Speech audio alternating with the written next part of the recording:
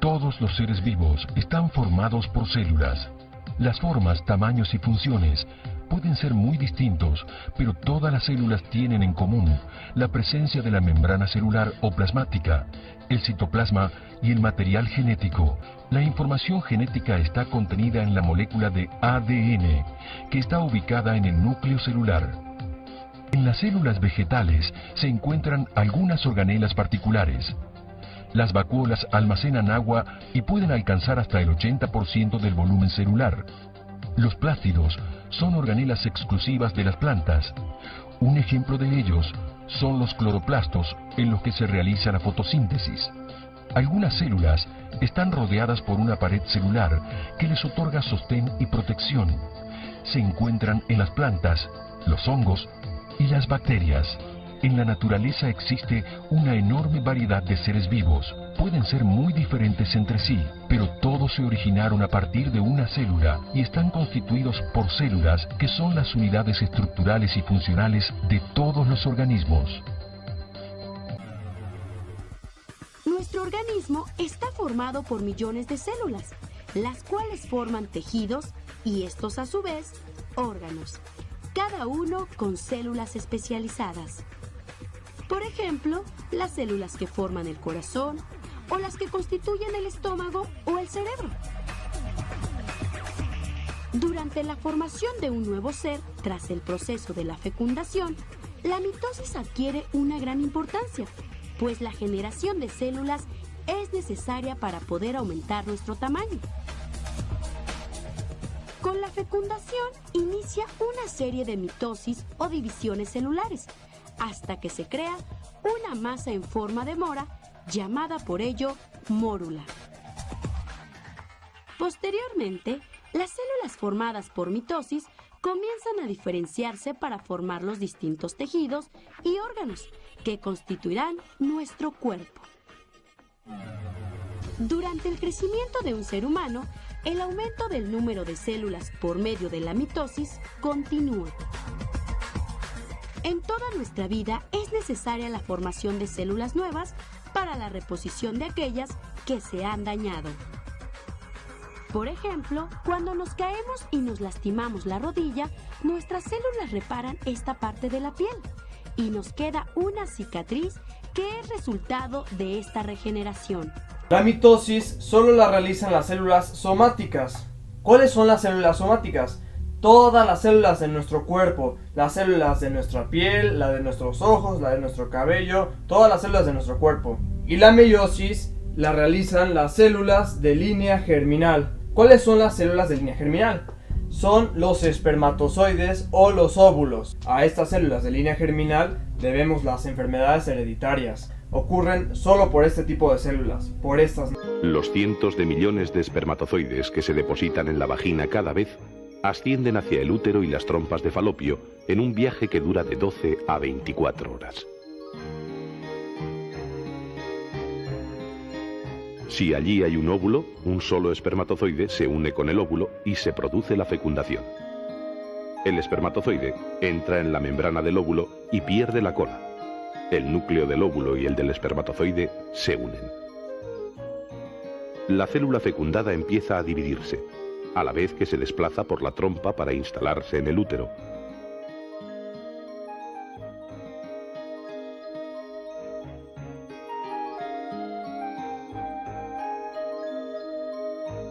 Así es como se dividen las células fecundadas de los mamíferos.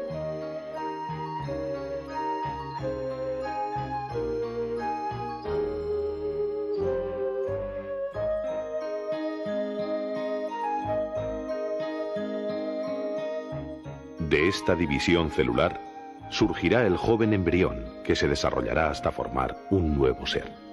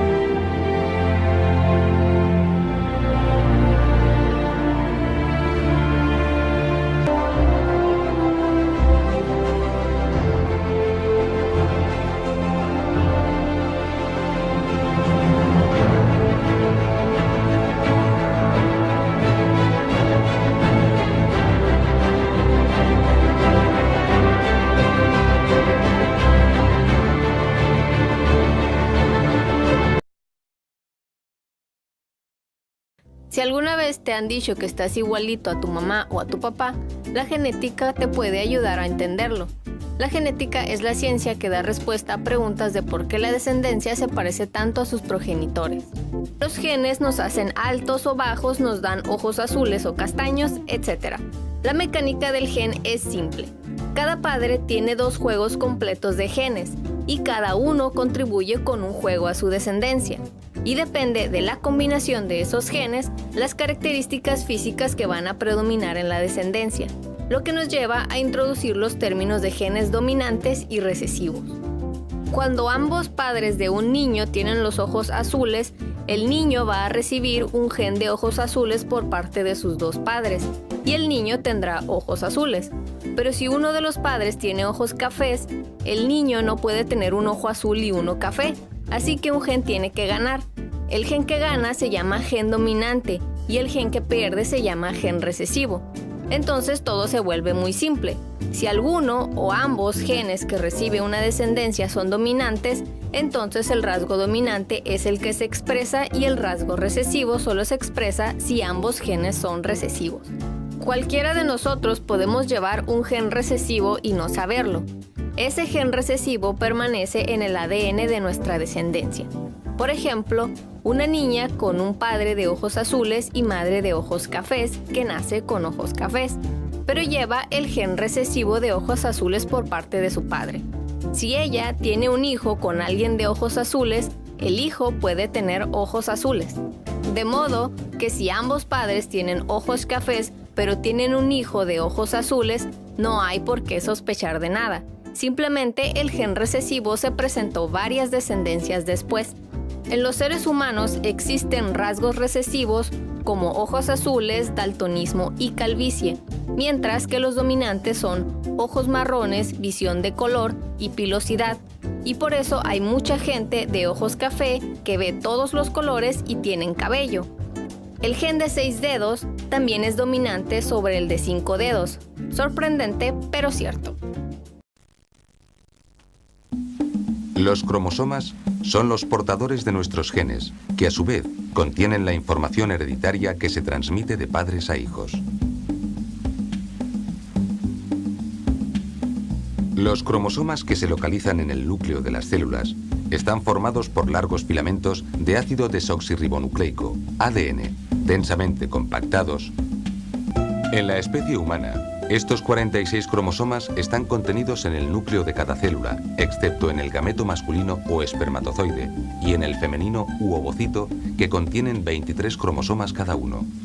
La unión de los 2 gametos en el proceso de la fecundación dará lugar a una célula de 46 cromosomas o cigoto que originará un nuevo individuo.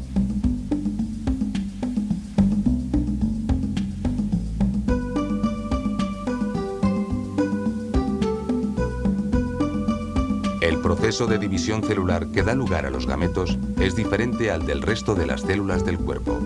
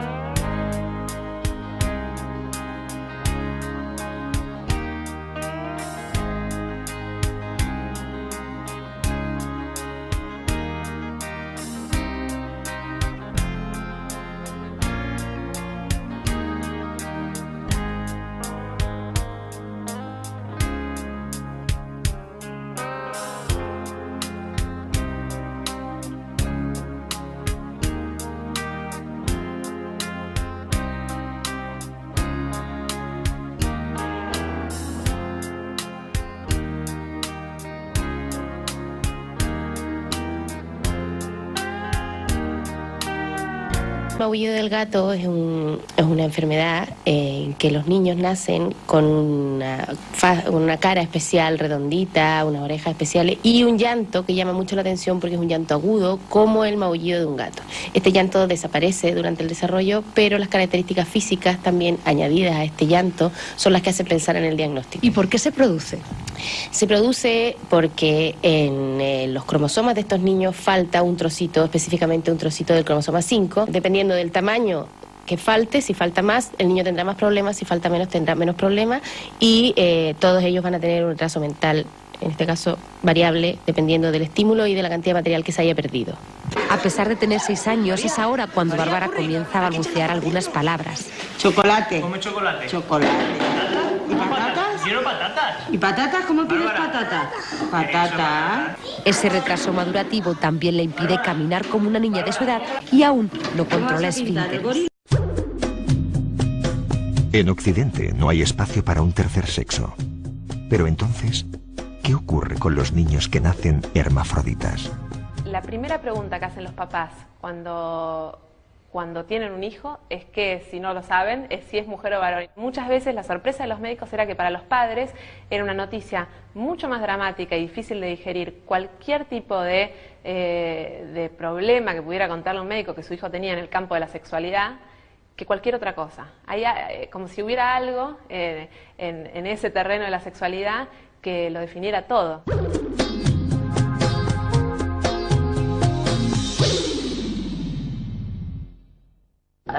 Creo que la biología es muy confusa. XX, XY, hombre-mujer. Si soy mujer debería ser XX. Pero ¿por qué dicen entonces que soy XY? A cualquier niño le daría miedo encontrarse en un hospital y no saber por qué. Es muy difícil aceptar que entre tus piernas hay algo que no es normal. Fuimos al hospital a las 4 de la mañana. Y cuando llegamos el ginecólogo estaba entusiasmado, porque era un niño. Pero al verme, dijo que había cambiado de opinión y se le borró la sonrisa radicalmente. Para mucha gente esta historia estaba casi en el terreno de lo mitológico. No podían creer la cantidad de bebés que nace cada año con estos diagnósticos. 1 de cada 2000 niños nace con algún problema genital o cromosómico, lo que hace difícil catalogarlos dentro de un género. Existe una multiplicidad, podríamos llamar, corporal, sexual, anatómica, cromosómica, irreductible, y que por tanto, si queremos seguir utilizando las nociones de masculino y femenino que de alguna manera arrastramos después es decir, históricamente, va a ser necesario llevar a cabo ciertas intervenciones sobre esos cuerpos para normalizarlos.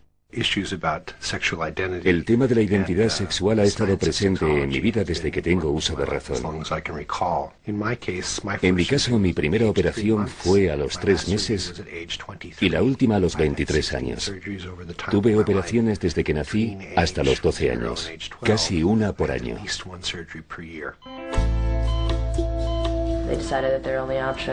Dijeron que la solución era quitarme los testículos y luego el clítoris. Primero me extirparon el órgano reproductor masculino y me mandaron a casa. 1 año después volví para eliminar mi clítoris y yo no decidí nada en todo este proceso. Creo que es terriblemente injusto que mis gustos sexuales, la capacidad de copular íntimamente con otro ser humano, sea literalmente destruida por unos doctores que han decidido cómo deben ser mis órganos genitales. El problema es que muchas de estas personas no quieren ser ni hombres ni mujeres, sino ocupar un lugar intermedio llamado intersexualidad. Finalmente di con el término. Soy una persona intersexual. No pretendo ser un chico, ni tampoco una chica.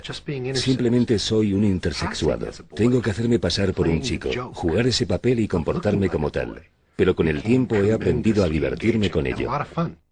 La intersexualidad no tiene por qué ser un lugar de pasaje, sino que puede ser un lugar de permanencia, que un cuerpo puede vivir en una sociedad que no debería estar solo dividida entre hombres y mujeres de manera tan tajante. Creo que es muy valiente los papás que se animan a preservar a sus hijos y permitir que esa decisión sea tomada cuando esos chicos crezcan y tengan uso de razón y que ahí tomen juntos esa decisión. Los padres de un chico intersexual, obviamente por dejarse llevar por consejos científicos, médicos o religiosos, han optado por tomar un camino que no necesariamente era el adecuado. Y creo que a eso apunta la historia de Lucía, a intentar defender el derecho que cada uno de nosotros tiene para elegir sobre su propia vida. El principal problema de los intersexuales es que son invisibles para unas leyes que solo reconocen la existencia de dos sexos.